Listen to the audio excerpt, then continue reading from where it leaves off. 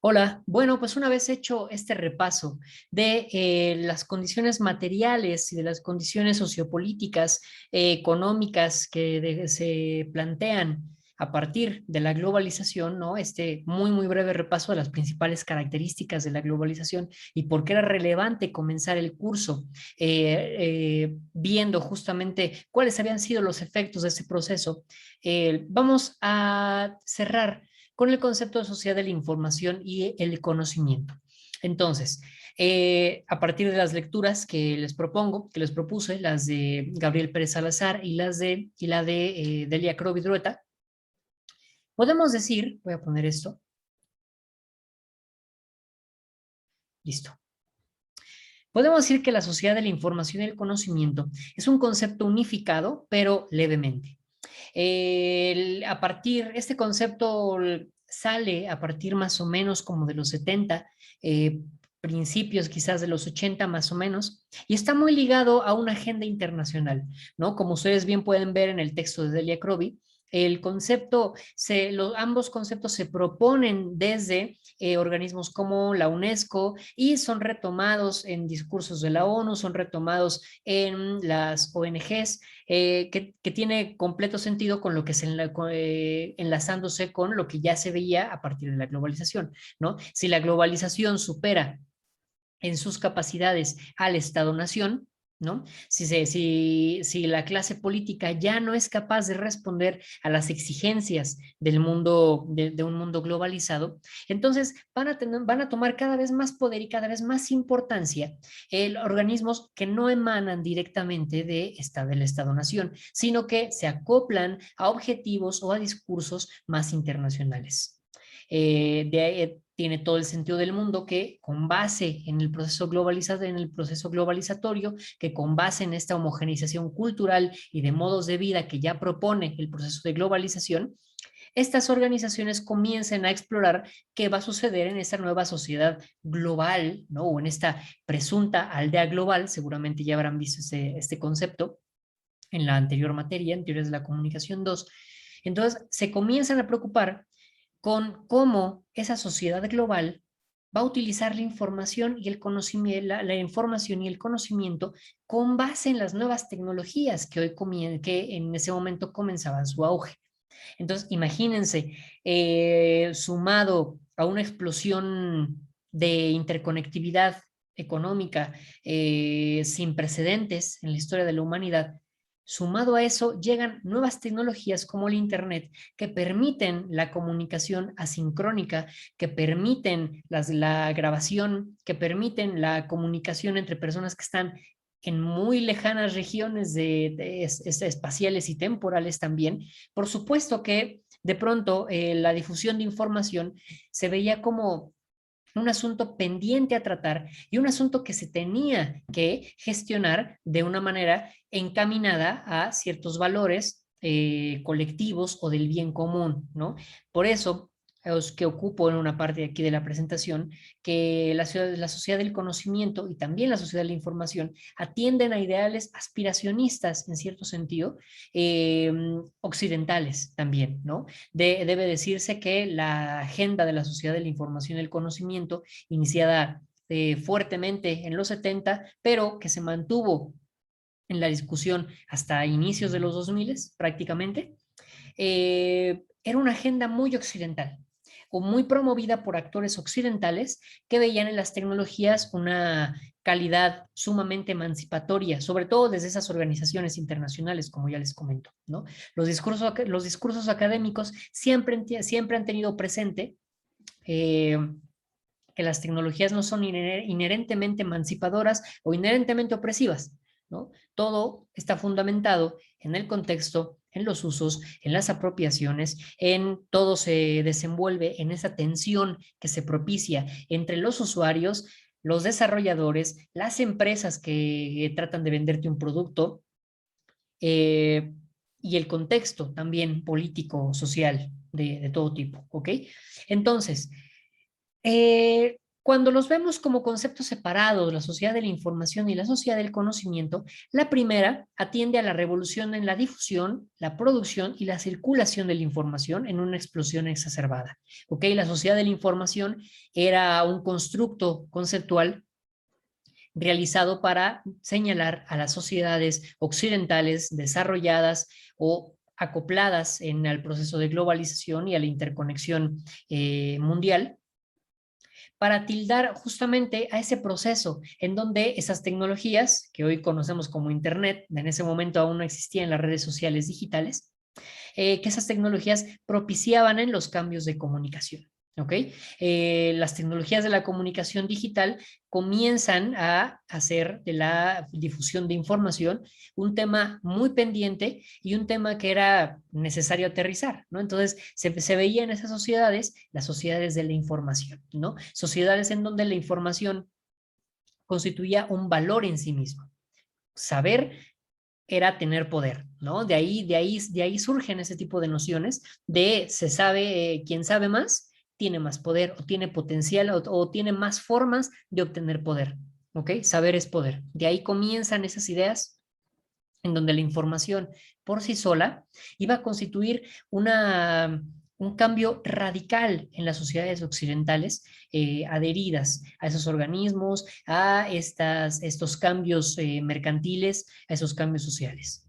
Por otro lado, la sociedad del conocimiento atiende a este ideal aspiracional con acento en la utilización de la información, ¿no? Este insumo que ya se utilizaba de manera, según el concepto de la sociedad de la información, de manera exacerbada y ya todo el mundo podía potencialmente acceder a prácticamente cualquier lugar, ¿no? La utilización de este insumo para encaminar a las sociedades hacia transformaciones en los campos educativos, políticos, ciudadanos, de enseñanza y en la producción colectiva de un nuevo sentido común tendiente a la racionalidad. Disculpen ahí el error en la diapositiva, repito, sentido común. Entonces, la sociedad de la información, como bien pudieron ver en el texto de la UNESCO, por ejemplo, o en el texto de Delia Crowley, era un concepto que era o es un concepto que está preocupado por la cualidad de un conocimiento compartido, de compartir saberes, ¿no? Un intercambio de saberes. Entonces, la sociedad del conocimiento es un concepto que se preocupa por cómo vamos a establecer relaciones entre la información que ya está circulando abierta y masivamente. ¿Cómo vamos a establecer relaciones entre todos esos datos para convertirlos en conocimiento? Refinar toda esa materia prima para convertirla no solo en datos, sino en saberes. ¿Ok? Hay una diferencia fundamental entre ambas cosas. Entonces, la sociedad de la información, la sociedad del conocimiento, era un modelo que estaba preocupado por tener en su base una noción racional también de de las sociedades occidentales y de las sociedades actuales y modernas. ¿Ok? Como pudieron ver también en el texto de Gabriel Pérez Salazar, había posturas críticas y optimistas desde los años 70 que ya ponían el acento en diversos lugares. Las posturas críticas lo hacían sobre todo en las relaciones de poder, en las desigualdades estructurales, y las visiones utópicas veían a esta idea emancipatoria de las tecnologías. ¿Ok? Y esto en gran parte surgía sobre todo también después del fin de la Guerra Fría, con la caída del muro de Berlín. Si ustedes leen el libro de Evgeny Morozov, Evgeny o Eugeni, no sé cómo se pronuncia bien en ruso, pero se apellida Morozov, su libro se llama The Net Delusion. Supongo que en español se llamará La desilusión de Internet o el desencanto de Internet. Por ahí debe estar. Si no lo tengo ahí descargado, se los puedo pasar. Él narra de una forma muy interesante justo todas estas ideas neoconservadoras, porque la verdad es que así fue. Esas ideas neoconservadoras acerca del tecnodeterminismo, de la idea del Internet o de las tecnologías digitales como agentes o herramientas que se podían utilizar para la emancipación. Entonces había ideas, había voces que decían, bueno, es que la URSS se cayó por la difusión de la información.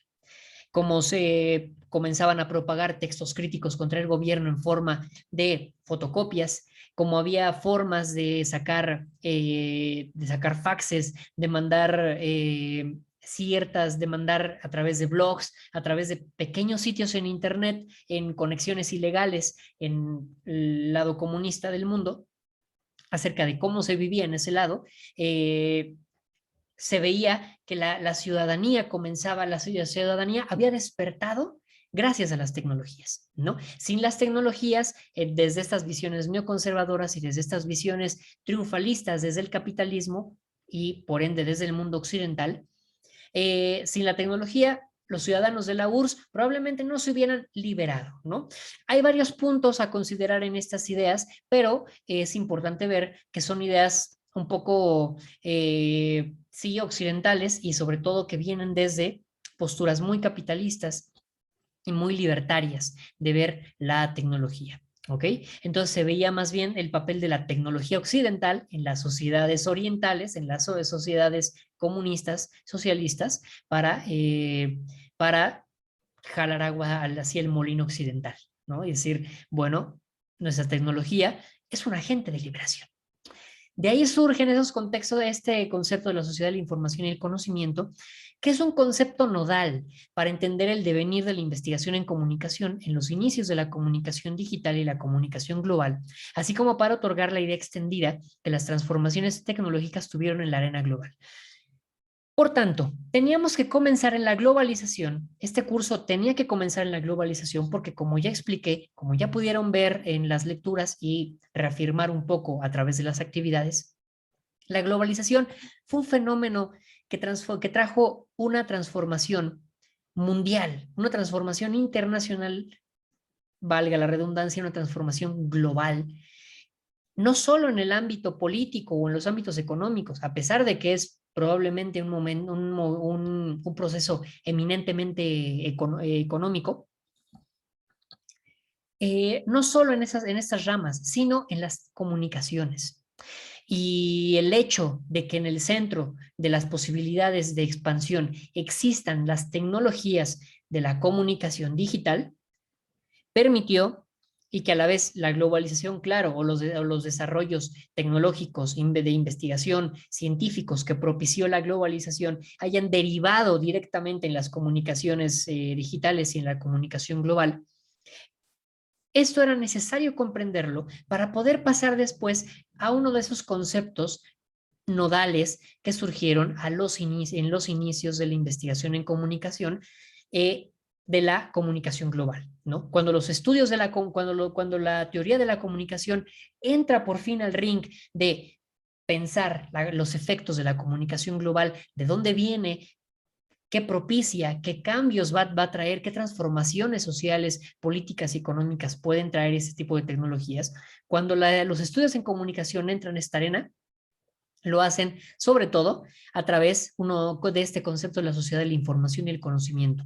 De ahí que fuera importante verlo, y como ya sabemos, quizás hoy ya es un concepto que ha caído en desuso, un concepto que ya está, que ya tiene muchas cosas en entredicho, muchos presupuestos en entredicho, sus visiones, tanto críticas como optimistas, ya se han quedado cortas, ambas, ¿no? Tanto las visiones críticas ya basándose sobre todo en posturas marxistas o en posturas desde los estudios culturales, con lo que hoy existe, se ven muy cortas esas críticas, ¿no? Y también las posturas optimistas quizás se quedaron aún más atrás, ¿no? Probablemente las posturas optimistas se toparon rápidamente con cuestiones como la brecha digital, se toparon con cuestiones como movimientos de odio que saltaban a las comunicaciones digitales, entonces se toparon quizás con problemas en los sistemas educativos que no sabían cómo incorporar las comunicaciones digitales a sus planes de estudio y por lo tanto se seguían sin utilizar, ¿no? Y para muestra los botones de intentos fracasados, la verdad, que fueron los programas gubernamentales en el sexenio de Fox y en el sexenio también de Calderón, de los multimedia, ¿no? La educación multimedia, cuando comenzaron a poner pizarrones electrónicos en todas las secundarias, en todas las escuelas de educación básica y media superior también en algunas, pero pues que realmente ni siquiera los propios profesores, las propias profesoras sabían utilizar, ¿no? No sé si no sé si ya nuestras compañeras, nuestros compañeros más jóvenes tengan recuerdos de que se utilizaran ese tipo de, aún de recursos en la educación básica pública, claro, sobre todo. Eh, no sé si nos pudieran compartir algo acerca de esas experiencias, pero es que la verdad es que fueron intentos fallidos, ¿no? Entonces, las posturas optimistas se encontraron con estos baches, se encontraron con estos muros y rápidamente, creo yo, se dieron cuenta que tampoco había tanto espacio para ser optimista, si bien tampoco todo era apocalíptico, ¿no? Ambas visiones, ambos extremos estaban erróneas, tenían marcos conceptuales limitados para comprender lo que teníamos. Y sobre todo hoy para comprender lo que tenemos. Entonces, terminando esta unidad, ya que estamos terminando esta unidad en donde ya de alguna forma se comienza a ver la relevancia de comenzar por la globalización y llegar a la sociedad de la información y el conocimiento, ahora nos encaminamos hacia una segunda unidad en donde vamos a poder ver, por un lado, las potencialidades y las características principales de el lenguaje de los nuevos medios, ¿no? ¿Cuáles fueron las innovaciones en el lenguaje y cuáles fueron las innovaciones tecnológicas que realmente son propias de las nuevas formas de comunicación, de las tecnologías digitales? ¿Ok? Y posteriormente, en esa misma unidad, en la unidad 2, vamos a ver un poco brevemente cuál fue el desarrollo cabal de Internet, el Internet en el que hoy estamos navegando y sobre todo cuáles fueron los desarrollos tecnológicos que están encima, que se construyeron encima del Internet y que hoy llamamos redes sociodigitales. ¿Ok? Entonces, ese es el resumen de la primera unidad. Espero que les haya quedado más o menos claro del por qué iniciamos el curso con esos temas, ¿no? ¿Cuál es la lógica de haber iniciado el curso con la globalización y la sociedad de la información y el conocimiento? Y pues nada, si tienen alguna duda, por favor contáctenme. Ya saben, los días de consulta son martes y jueves. Vean este video, recuérdenle a sus compañeros, compañeras que no lo hayan visto, que lo vean, para que tengamos una forma para que tengamos un conocimiento unificado o que le encontremos un sentido a esta organización en el curso. ¿Ok? Muchas gracias. Muchas gracias. Espero que les haya gustado y nos vemos la próxima. Cuídense. Hasta luego.